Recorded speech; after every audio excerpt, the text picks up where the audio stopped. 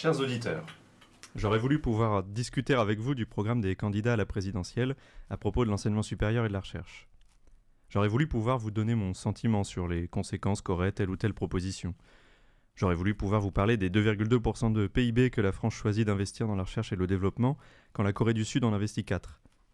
J'aurais voulu pouvoir vous parler du nombre de doctorants qui est en baisse ininterrompue depuis 2009, en grande raison en partie de l'effondrement des lettres et sciences humaines et sociales, dont le nombre de premières inscriptions en doctorat a chuté de 20% entre les rentrées 2009 et 2015. J'aurais voulu pouvoir vous parler du nombre d'universités laissées au bord de la faillite par l'État durant les quinquennats Hollande et Sarkozy, et dans lesquelles les conditions d'études se sont dramatiquement aggravées, avec des postes gelés, des secrétariats fermés, des TD supprimés. Les étudiants de l'ex-université Blaise Pascal verront de quoi je parle.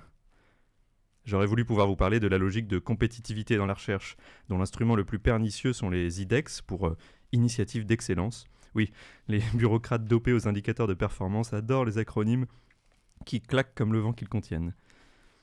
IDEX inventé par Nicolas Sarkozy et poursuivi par François Hollande, dont la première fonction est d'imposer un regroupement anarchique des établissements, on dit dans l'autonomie, en pensant additionner des scores au fameux classement de Shanghai des universités comme on empile des briques.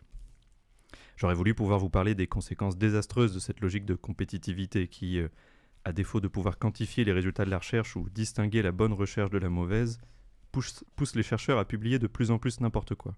Les cas de fraude scientifique sont en explosion partout dans le monde depuis quelques années. Une logique de compétitivité qui accroît de façon radicale les inégalités entre territoires à la mode et territoires centrifugés de la recherche publique. J'aurais voulu pouvoir vous parler du gouffre abyssal entre ces affichages d'excellence et la réalité d'une grande part des bâtiments universitaires de centre-ville dans un état de délabrement honteux. Ayons une pensée pour l'UFR Lettres à Jargovia dans lequel il pleuvait cet hiver.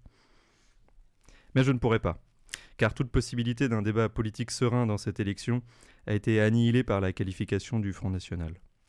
Et que peser tranquillement le pour et le contre des propositions respectives des deux candidats avec un pistolet pointé sur notre tempe serait proprement indécent. Car l'entourage de Marine Le Pen, cela reste un parti fondé par d'anciens collabos et Waffen-SS, dont le symbole en forme de flamme tricolore provient en droite ligne du parti de Mussolini.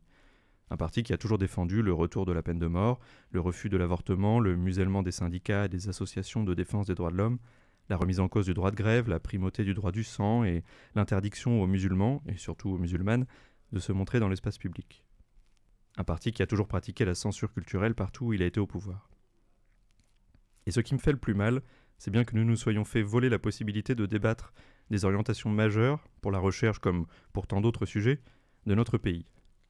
Car ce qu'il nous faut sauver maintenant, c'est la possibilité même d'avoir ce débat. Heureusement, je vous rappelle qu'il existe un 3e tour à l'élection présidentielle. Cela s'appelle les législatives. Et si la catastrophe est évitée dimanche, alors nous pourrons reparler de ce que nous souhaitons pour ce pays. Chères auditrices, chers auditeurs, Barbara sur Radio Campus pour l'émission Quad 9 Doc, l'émission de... Ludivine, tu te dépêches de te dessaper. allez déshabille-toi, vite. C'est chiant, mais Quentin, t'es prêt ? Oui, c'est ça. Peut-être commencer.